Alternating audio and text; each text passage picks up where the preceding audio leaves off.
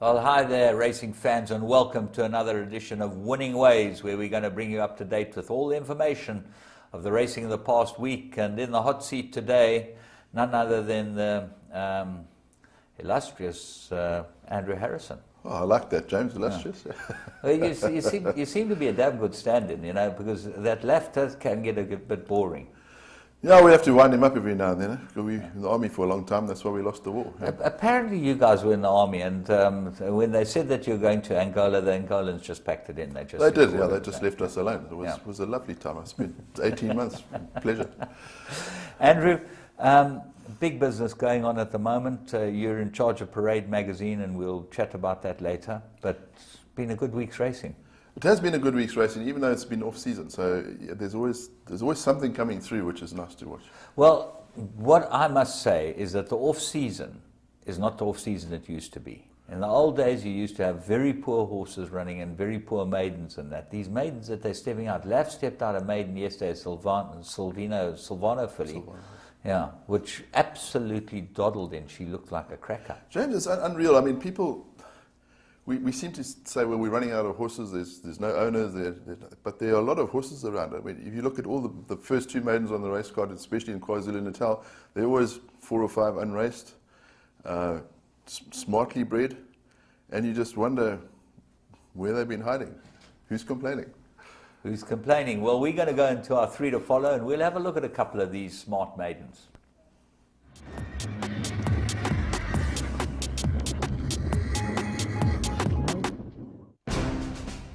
EPOL, we know from our successful partnership with Mike de Kock that getting the best from your horse is largely related to training and nutrition. However, successful racehorses generally come from successful stud farms who focus on optimum nutritional support for growing foals and young stock. And we are therefore excited to announce the launch of our new EPOL Stud Muesli Feed. This feed has been developed by Dr. Rensha Mora, a leading veterinarian and horse nutritionist, and incorporates the latest global nutrition trends to produce a premium, top-quality, proven stud muesli recipe. This stud muesli feed is designed to be fully balanced and nutrient-dense, and provide your mares, stallions, and growing foals with complete breeding nutrition for future success. Of course, we expect that this is what you have been waiting for. EPOL Stud Muesli Feed. Available now.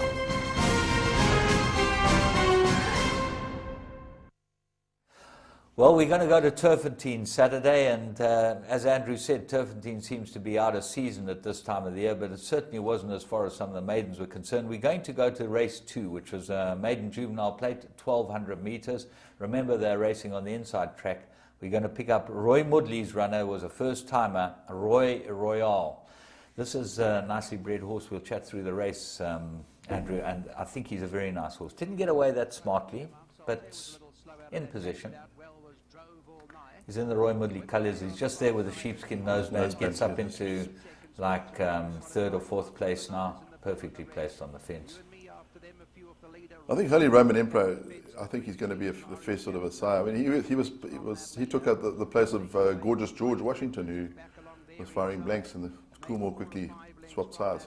Well, he's beautifully bred, and this horse in Roy Mudley colours with the orange cap sitting second now. The winner's here on the outside, Francois Bernardus, but watch what happens when they turn for home. They're going through the 600 now, and it looks like Sean Veal's going to come out. Something sneaks up his inside and gets the run on him.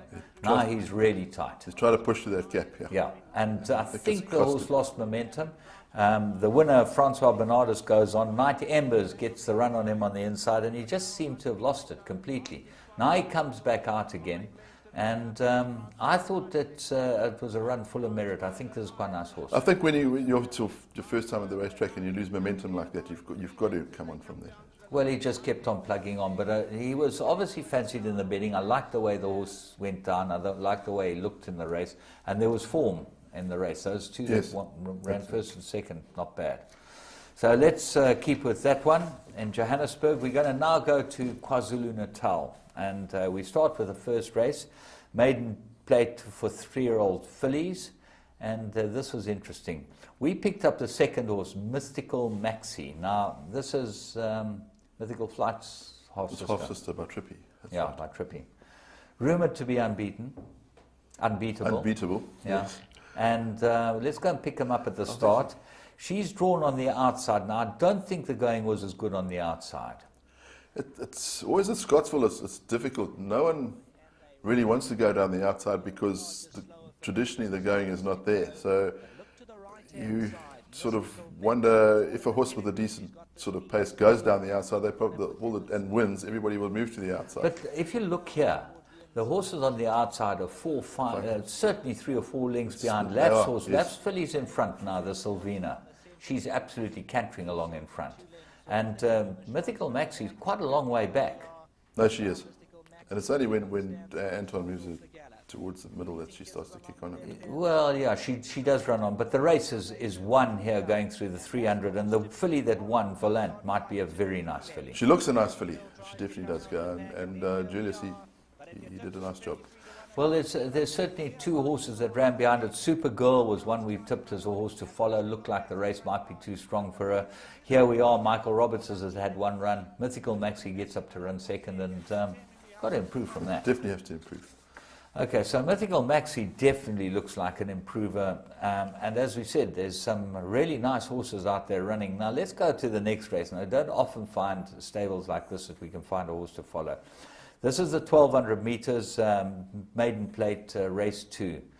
Chris Erasmus stepped out a horse that I looked at the parade ring. I thought, this is a really nice horse. I didn't take much notice there. I was standing there. I was It's Chris talking Erasmus. as usual. Chris Erasmus, you probably didn't see there was a really nice son of Bezran, a good-looking, nice, big, strong horse. I put it in the back end of my quartets, and I thought, well, you know, maybe we'll get lucky. It was any price. I was paying 90 Rand on the tote and 9 Rand a place. It did have the advantage of the draw, but it's a nice big horse, a very nice horse, and I think that we'll be able to pick him up in the race in the green colours. Let's go and pick him up. This horse drawn 4, Crumlin. There he is. I think it's not the normal It's sort not the that normal they were. six nose. No. But he's got the sheepskin noseband on.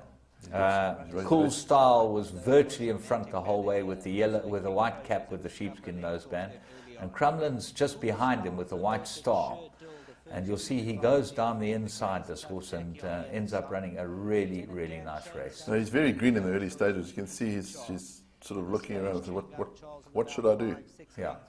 Now Always got the the- guy gets to work on him, and you'll see, you won't believe that this horse can run second. He now goes down the inside, and the rest have got away from him completely. And he's right behind Cool Style, the winner now, and now he starts running on. He came from 5-6 off him. No, I think this is a nice horse. I mean, this was a superb run. It's definitely one for the notebook. Because I was sitting with Craig Udy when the Cool Style won, and he was very bullish. And this was a really good run. I mean, you look, he's kicking on nicely up the inside fence there. Still green. Yeah, This will improve 5-6 Sherdil was hot favourite. He ran 30. Looks like he needs to have the unkindest cut of all. I think he also needs a bit of ground, James. I think he probably needs gelding that one. They put back to him a couple of times now. Like a and, few of us, yes. Yeah. got run over.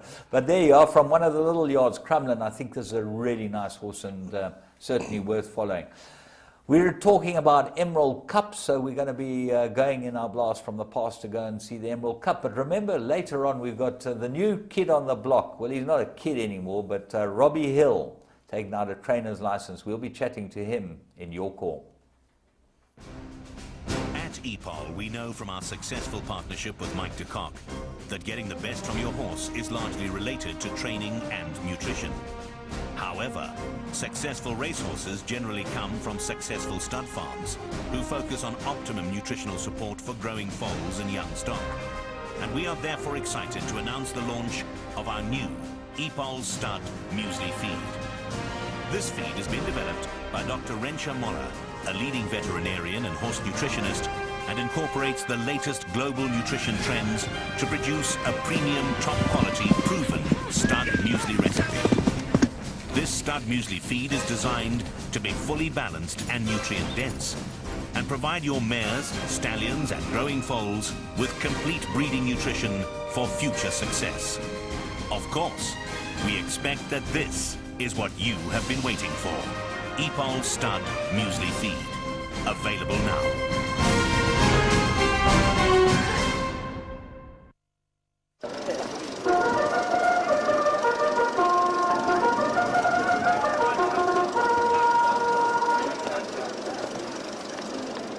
You know, sir, this is the finest fabric money can buy. Done. When you walk out of here, heads will turn. Care for a glass of champagne, sir?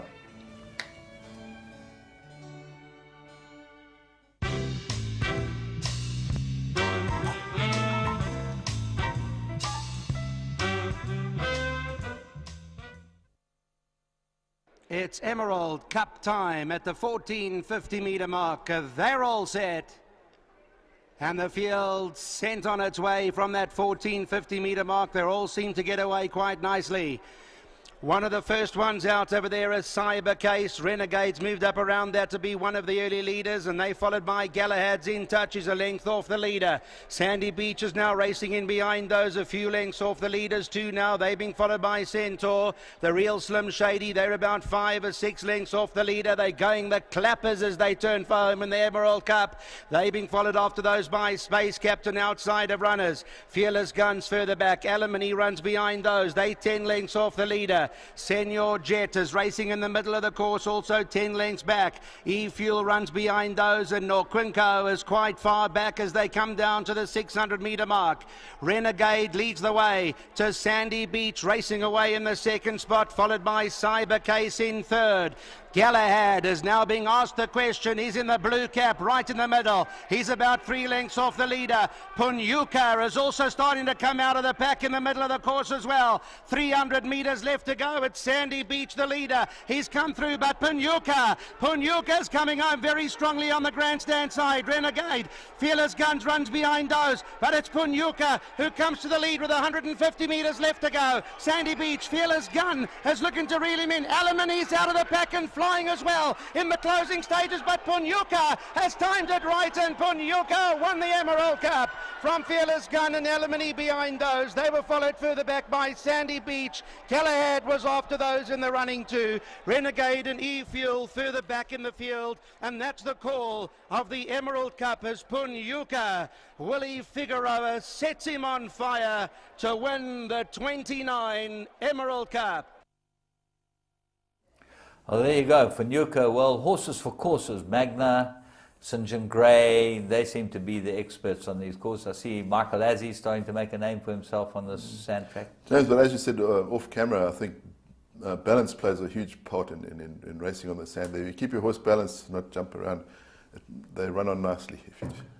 Well, Sean Terry holds all the aces this year. Yes, he does. I think he's got he's across the he's ice, primed Mr. it. Tobin. The The Mousquetaire. Musketeer. Although I think so. he's probably the third best of his team at this stage. Well, it's good money. Line them up. Fire them up. We're going to take a break and we'll be back with Plum of the Week.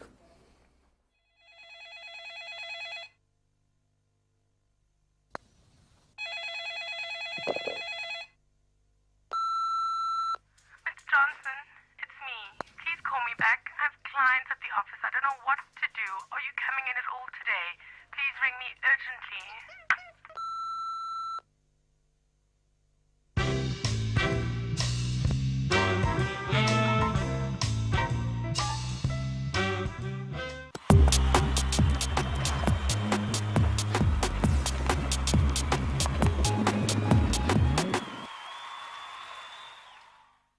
Do you want to get the best odds on